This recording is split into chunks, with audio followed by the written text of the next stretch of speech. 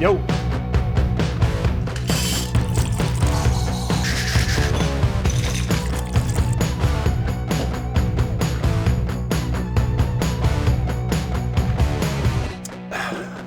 what the fuck are we watching now? Well, let me tell you.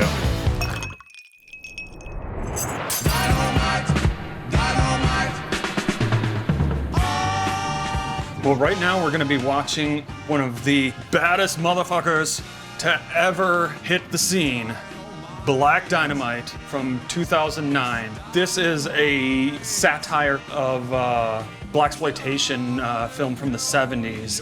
And looking at it, you wouldn't even think that it was a 2009 production.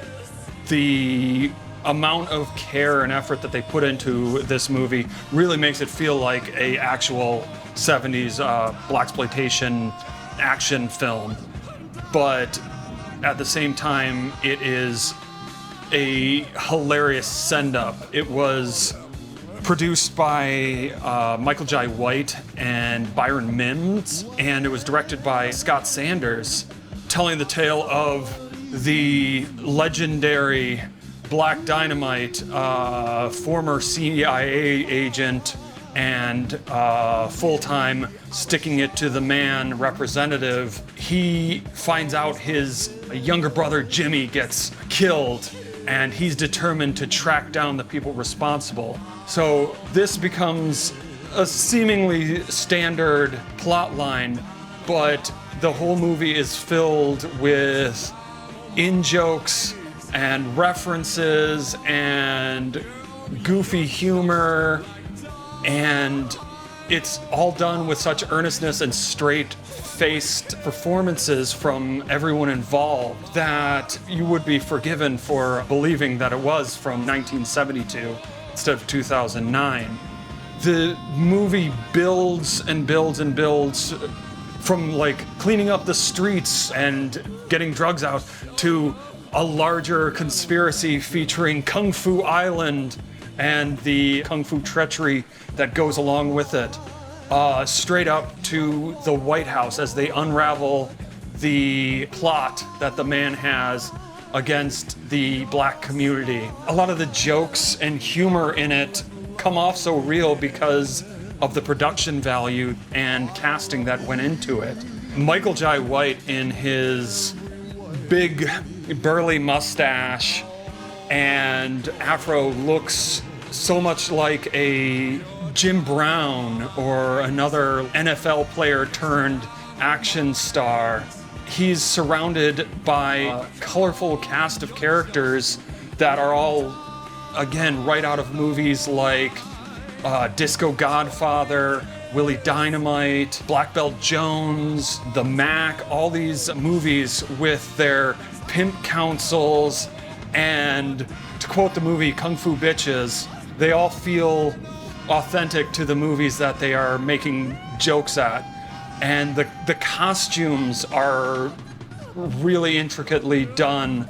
The sound, the music in it is super intricately done. Composer Adrian Young happened to have a fully analog setup already in his basement where he was able to compose and record all the background sounds for this in an authentic way.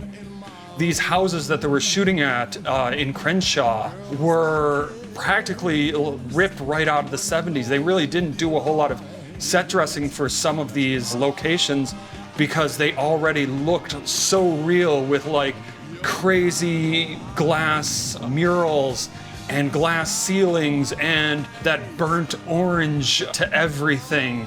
It really, like the wood paneling, everything really feels authentic.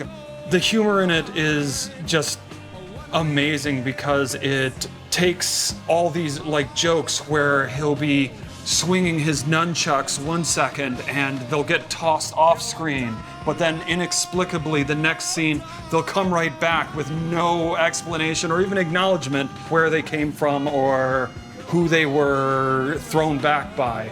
They brilliantly combine these with a lot of like stock footage from older 70s movies of like cars falling down the hill, and even though they're not really like touched by anything, just explode for no reason.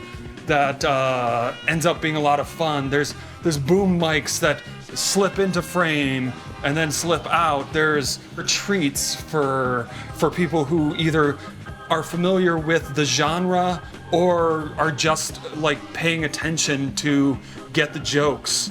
I would encourage everybody to like go back, and if you get the chance, check it out with the commentary as well, because listening to Michael Jai White and Byron Minns talking about the movie and making it ends up being more entertainment than just the movie itself.